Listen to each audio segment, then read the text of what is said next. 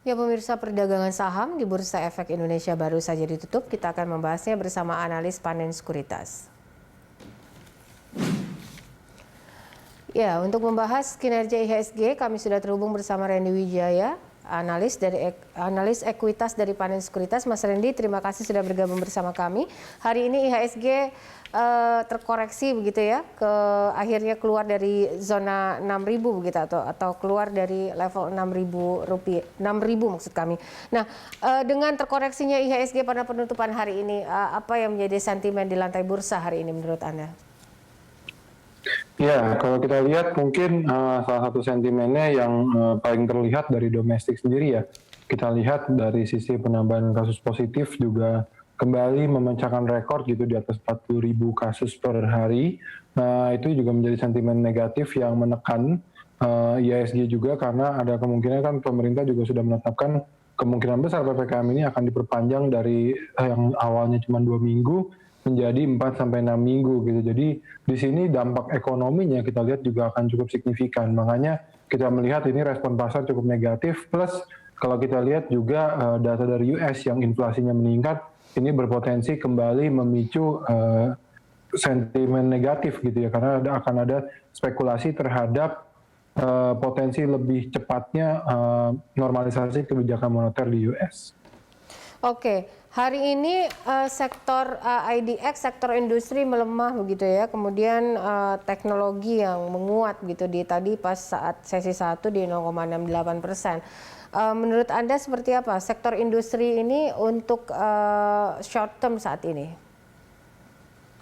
Ya, kalau kita lihat buat sektor industri memang tentunya masih akan cenderung tertekan gitu ya, di mana kalau kita lihat mungkin dalam 3-6 bulan ke depan dengan ekspektasi juga pertumbuhan ekonomi GDP Indonesia juga masih akan kembali melambat akibat adanya PPKM, dan juga tentunya kegiatan manufaktur ini tentunya juga akan terganggu gitu ya, dan pemerintah pun sudah mengekspektasikan kemungkinan PMI juga akan kembali tertekan. Di sini yang menurut saya juga akan menekan sektor IDX industrial gitu ke depannya, terutama untuk jangka pendek ini, karena kita lihat mungkin dengan adanya PPKM ini masih belum akan mampu untuk mendorong peningkatan demand dari sisi konsumen juga. Baik, tadi kita lihat juga soal analisis dari data ekonomi Amerika ini Mas, seperti apa ini prospeknya dan juga apa pengaruhnya bagi IHSG untuk pekan depan? Ya, kalau kita lihat untuk data dari rilis data ekonomi dari Amerika seperti data inflasi ini, kita lihat pertama memang level inflasinya cukup tinggi, namun sebenarnya ketingginya level inflasi ini bukan sesuatu hal yang tidak diantisipasi oleh pasar gitu, karena tentunya kita sama-sama mengetahui dari tahun 2020 lalu bisa dibilang 2020 lalu itu low base ya.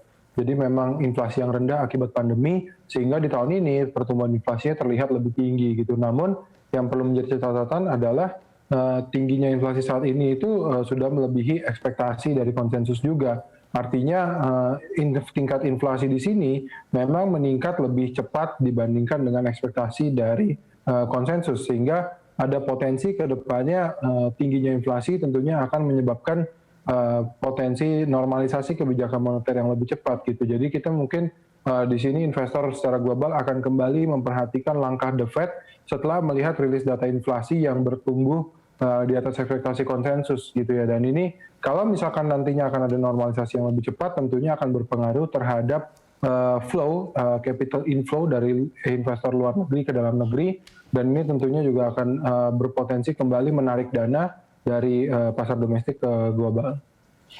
Baik, PPKM darurat diperpanjang, soal isu ini Mas, bagaimana nanti prospeknya dan bagaimana pandangan dari para investor Anda membacanya untuk pekan depan?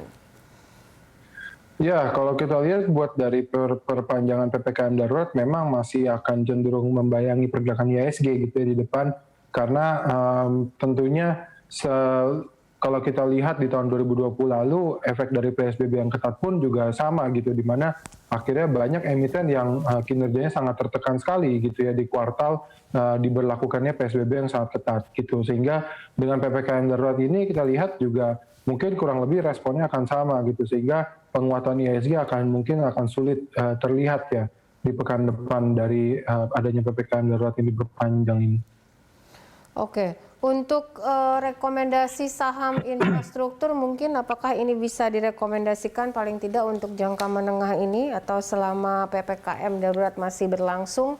Kemudian juga tadi kita melihat informasi soal ICBP ini Mas, ada prospek yang bagus sepertinya ICBP, apakah ini juga bisa direkomendasikan untuk pekan ini?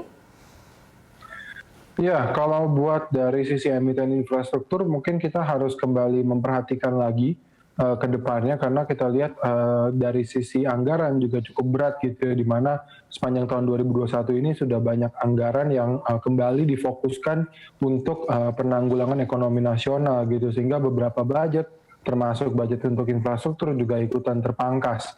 Seperti itu. Jadi kita lihat di sini mungkin akan ada disrupsi terhadap perolehan kontrak baru di 2021 yang kita ekspektasi mungkin pemulihannya masih belum akan cukup signifikan dibandingkan dengan 2020 lalu gitu. Jadi mungkin untuk infrastruktur kita masih menyarankan untuk lebih wait and see. Dan untuk ICBP memang kita lihat udah mulai ada sedikit pembalikan arah gitu ya, karena memang sebenarnya kalau kita lihat dari sisi kinerja pun masih cukup suportif gitu, di mana demand dari produk-produk ICBP ini masih tinggi meskipun pandemi ini masih belum usai gitu, dan kita lihat juga margin keuntungan perusahaan masih bertumbuh dengan solid. Jadi kita lihat harusnya positifnya kinerja keuangan ini juga akan terrefleksi terhadap pergerakan harga sahamnya ke depan. Oke, untuk prospek dari emiten di kuartal 3 ini dan juga sektor apa saja mungkin yang bisa berpeluang positif Mas Randy? Ya, mungkin untuk kuartal Ya, Mas Randy. 3 ini pertama kita akan ya. Halo ya. Silakan. Oke. Ya, mungkin kita masih melihat untuk yang IDX Tekno ya, ini masih akan menjadi sektor yang cukup bertumbuh nanti di kuartal 3, karena kita lihat dari sisi kinerjanya mungkin masih belum terlalu terdampak dari segi pandemi, dan juga masih bisa dikembangkan gitu ya, karena mungkin produk-produknya banyak yang melalui platform digital atau online seperti itu. Dan juga kemudian selain dari IDX Tekno, kita mungkin bisa melihat juga ke sektor-sektor lainnya seperti komoditas. Ini kita lihat juga harga-harga komoditas sudah mulai cukup menguat gitu ya, terutama mungkin untuk seperti yang batu bara, terus juga ada komoditas metal mining seperti nikel dan timah, ini juga harganya sudah mulai terlihat rebound. Ini juga harus akan suportif gitu nantinya untuk kinerja di kuartal 3 ke depan gitu. Sedangkan mungkin untuk consumer ataupun retail mungkin masih harus kembali melihat efek dari pengetatan PPKM ini ya, karena tentunya mobilitas masyarakat ini sangat mempengaruhi perilaku konsumsi ke depan. Oke, untuk analisis Anda soal right issue BBRI nih Mas Randy, ini rekomendasinya seperti apa? Ya, kalau untuk right issue BBRI sebenarnya kita lihat ini memang menjadi langkah yang wajib diambil oleh perusahaan gitu, karena tentunya kita kan melihat bahwa memang BBRI nantinya akan mau menargetkan akuisisi terhadap PNM gitu ya, PMN dan juga Pegadaian. Jadi kita lihat fungsinya cukup baik ke depan untuk ekspansi bisnis BBRI sendiri, sehingga dari sisi cakupan marketnya juga akan semakin luas. Seperti itu. Jadi kita lihat sebenarnya untuk right issue ini masih menarik, dan ini tentunya akan mendukung ekspansi perusahaan ke depan. Baik, prediksi IHSG esok apakah akan kembali ke level 6.000 atau mengalami rebound ini, dan juga berada di level support dan resisten berapa? Ya, kalau kita lihat sih untuk IHSG besok masih akan cenderung bergerak sideways mungkin ya. Mungkin penguatan masih akan cenderung terbatas, di mana kita memperkirakan pergerakannya masih akan ada di range 5.900 sampai 5.980 gitu. Karena kita lihat memang sentimen dari domestik masih cukup berat, plus dari sisi global juga ada tekanan dari rilis data ekonomi US. Baik, terima kasih Mas Randy untuk analisanya. Pemirsa, Randy Wijaya, analis ekuitas Panin.